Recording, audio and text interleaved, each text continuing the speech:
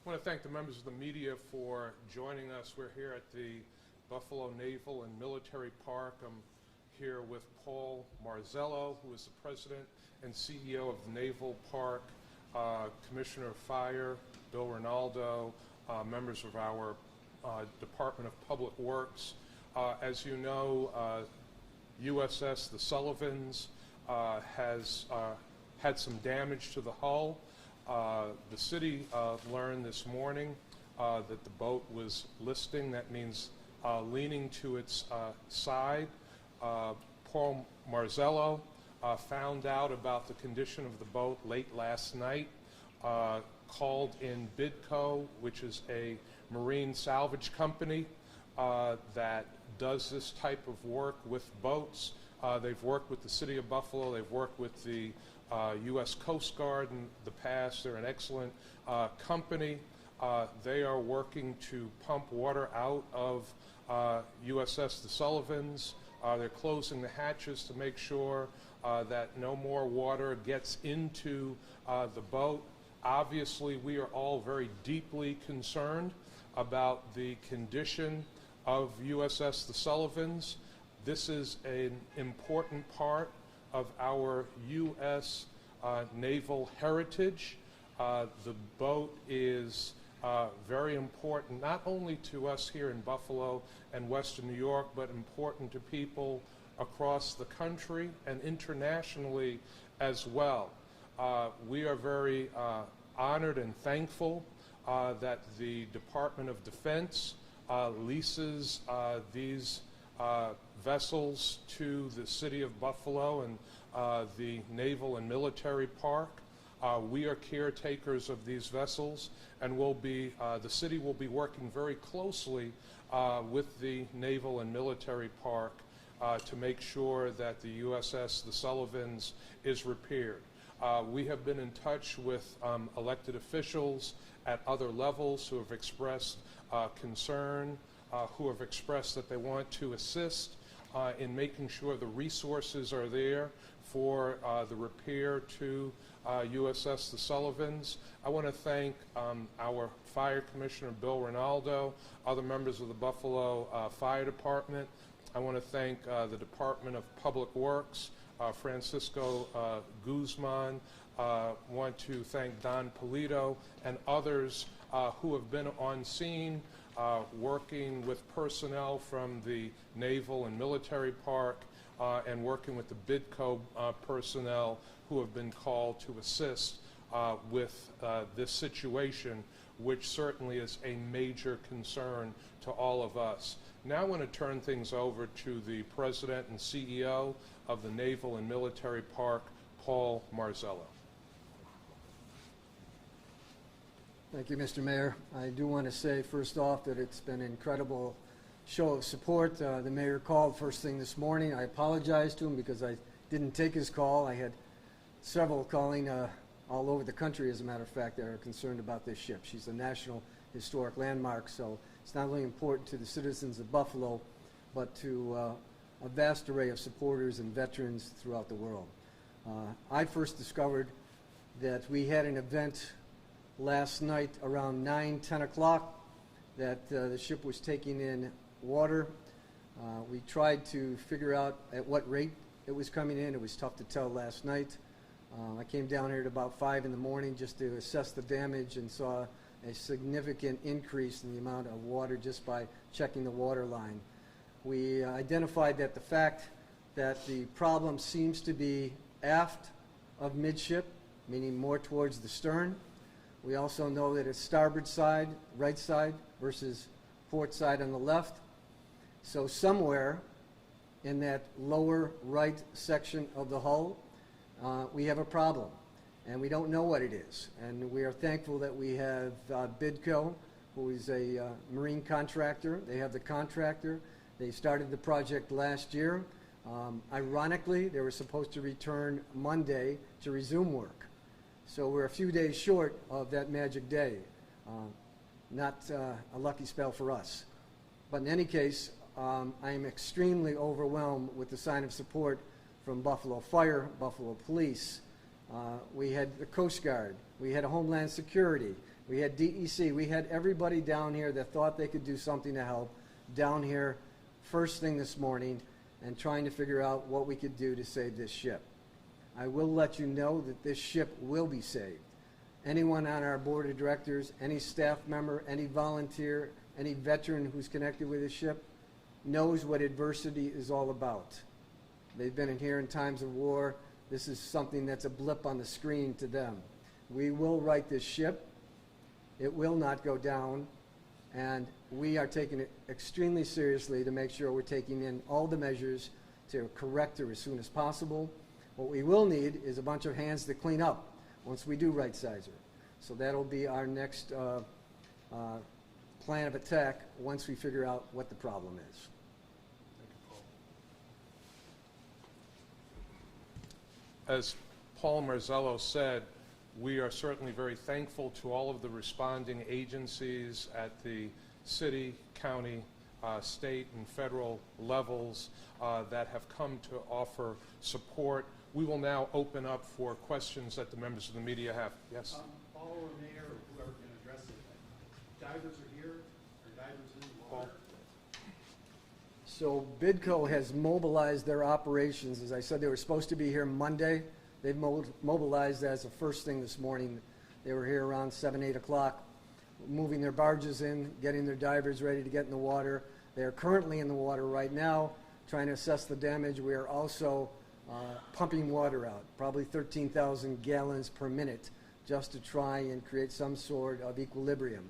And as of my last moment, just checking the ship's sight lines, fingers crossed, but I think we are at that point now. So is it going to get worse? We're hoping not, but my optimism says that we're getting better. Paul, can you just clarify for the media what you meant or mean by they were supposed to be back here Monday to do work? What work was supposed to be done?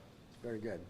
So BIDCO had the contract to start this job back in July of last year. They began the work. It involves creating a epoxy filling that needs to be adhered to the steel. That temperature in the water needs to be at least 54 degrees. So when they started back in the late summer, they were fine. Around October, that temperature, water temperature, that dipped below 54, which means they had to pull up operations. They had every intention of coming back here in the spring, which I had said, and I thank you for that clarification, is Monday was the day that we thought we could resume operations and they could get back in the water to do what they need to do. How long does it take, I guess, how much damage or how much repairs were needed, and how long would it take them to do it if they had just all the time? Our projections were once they get back onto the job that we would have had this ship righted, not more than righted, that we would have had the hull repaired within 3 months. And I know obviously you guys have been looking for a lot of funding lately. COVID hit the naval park real hard. Who's in charge of the funding for, say, repairs and things like that? Is this the naval park? So obviously we're a 501c3 nonprofit organization. We also are a city park. We work closely with the city's offices and making sure that we take our obligations for these ships seriously.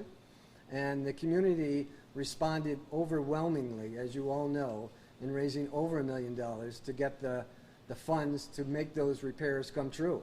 So it's not like we were thinking about how we can raise the money to bring back BIDCO. We had the money, and it was just a few days short of getting started. Right, but normally it would be some money that's raised to maintain repairs, things like that normally. So the next step in that whole process was to create an endowment fund. And an endowment would last far beyond the measures that we are taking now to make sure that that ship would last for generations to come. Paul, just confirm for me that you said 13,000 gallons a minute you're pumping out, I think. Correct. And the ship is, just to confirm for me, the ship is still taking on water, though. She's absolutely taking on water, but we're pumping out now faster than we're taking in. So that's a good sign. Given this area is blocked off, is there any sort of danger or threat to the public or the surrounding area? And also, can you talk a little bit about the dangers that the divers are also facing being down there assessing the damage? I'll let the dangers of the divers maybe speak to the fire department or the police department, who might have a better handle on that. Certainly BIDCO would have that information, but I will say that the threat to the public is that we closed off the promenade, which means there will be no access to the ships for the immediate future until we get this resolved. So the building that we're standing in, the museum building, is open. The gift shop will be open. The restaurant will be open, Liberty Hound, but the ships will be unavailable to visitors until we get this figured out. Mayor, Yes, is the city going to provide any financial assistance for the repair or The city has been in touch with a number of elected officials at different levels of government who are working with us to look at what financial assistance might be required to fix the ship. As Paul said, this is a national landmark. We take our responsibility as caretakers of the ship very seriously. So we will be working with the Naval and Military Park to do what is required to make sure that the ship is repaired. The federal funding that was secured earlier this month for the ship, should it have come sooner, and if it did, could it possibly prevented this from happening? I don't know the answer to that question. I would suspect that we won't know the answer to that until later, as BIDCO is working and seeing what the damage to the hull is and where it came from and how it occurred. Mayor, is there any funding, I know you're speaking to other levels of government, but is there any funding within city coffers that could even temporarily or immediately be made available to the Naval Park to help? That's quite possible. We're looking at all of those possibilities within city funding possibilities, but also very thankful that other levels of government have reached out to say that they are looking at funding opportunities as well, particularly at the federal level of government. We are very thankful for the outreach that we've received. Paul, there's been an incredible outpouring already. Paul. Since we've been reporting this, people want to help. You know, people are reaching out to the website to donate. If you can talk about what people can do to help raise funds, and do you have any idea in this early stage how much money might be needed to help achieve? Well, we're certainly not going to ask for a dime until we know what the problem is. I mean, we have money in the bank to do those stages that we had already hired BIDCO to do. I've received calls from around the country. In fact, we just got a call from the Smithsonian that says if there are any artifacts that have been destroyed, we want to work with you to make sure you have the funds to restore them, or maybe we can get them from other naval parks. So the story has definitely jumped to beyond our circle. As I said, I don't think at this point we're going to ask the community for anything other than keep us in your prayers until we get this situation under wraps. And I will let you know that we are going to have a huge cleanup project on our hands once we do get this ship righted. So with mops and pails and some spit shine, we're going to try and make sure that she's back to where she was before. But for those who want to help, is there a place they can go? We always have our BuffaloNavalPark.org website. We also have a SaveTheSullivans.org website. In both cases, they are taking donations, and we've received several already today. So I appreciate to all those out there that are supporting this cause and want to give whatever they're giving. But at this point, I do want to reemphasize the point that we've got some work to do first. We want to get back to you and let you know that we are thankful for the money that you've given us. We're going to do our best to make sure it's spent the way that you would want us to spend it, which is doing it responsibly, and we'll come back when we know more. And Aside from the people donating it to reference, there have been hundreds of people down here, canal side and in the park, since this morning. What do you think? Why is this something you think people want to come down and see for their eyes, have such a connection with in this community? What makes that so? You know, my personal feeling is this is a blue-collar community. It has over 60,000 veterans, one of the highest concentrations of veterans anywhere in the country. So they know what it means to sacrifice. They know what it means to keep country ahead of a lot of things, certainly not family, but in most certain circumstances, they realize that there is a connection between what these ships represent, which is honor and courage and sacrifice, and what it would mean if it did ever sink. And that's one of the things that we're just not going to let happen. It is not an option. Failure is not an option. Can you just go over what? Before we respond to those questions, we've been joined by County Executive Mark Polencars, another one of the elected officials that has expressed concern about the Sullivans. We want to give him an opportunity to say a few words before we resume with questions. Thank you, Mayor. Of course, Erie County has been a sponsor of the military and servicemen and servicewomen's park for quite some time. We provided assistance last year to assist with issues associated with the Sullivans. I think we are all very, very saddened to see what has happened in just the last 24 hours.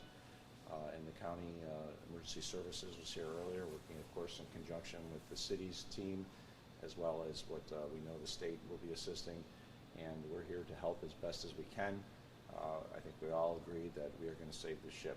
There's no doubt about it. We know it's going to cost some money to do it, but we're here to save the ship, which has a proud heritage, not just for our community, but for our entire country, of what the USS Sullivan stands for. So I'm just here to join others to say that we are going to do what it takes to make certain that people are back on the ship later this year and enjoying it, and we don't ever have to have a day like this again. Mark, is there specifically something the county can do with regard to funding to help? Money is probably it, and we'll be talking with our partners in the legislature with regards to assistance. I think right now it's not so much the dollars and cents that are needed, but stabilization of the craft, and that's out of the county's hands. We got to leave that up to the experts, but I believe we should be able to help out with funding in the long run.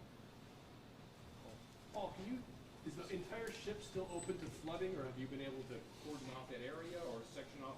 What's the status of that? Well, a lot of the pictures and the videos are being taken from the stern, which is probably a worse view than if you went to the bow and looked at her, because she's kind of sticking out of the water in the bow end and sinking lower near the stern, and that is because of the fact that the hull seems to be in that lower stern area on the starboard side. Can you explain those terms for lay people?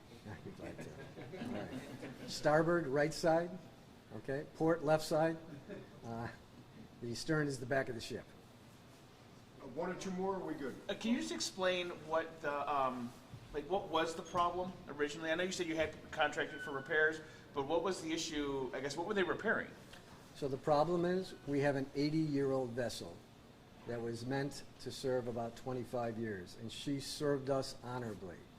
Has an incredible reputation, incredible story, but 80 years later, was she meant to be a museum ship? That was never in the plan. We are making it the plan because of what it symbolizes, and that's why it's important for us to make sure she stays afloat. When was the season supposed to open for the ship tours? March 26th was the official day to open. Commissioner, can you kind of tell us what the fire department has done so far? Were you guys able to help in the beginning?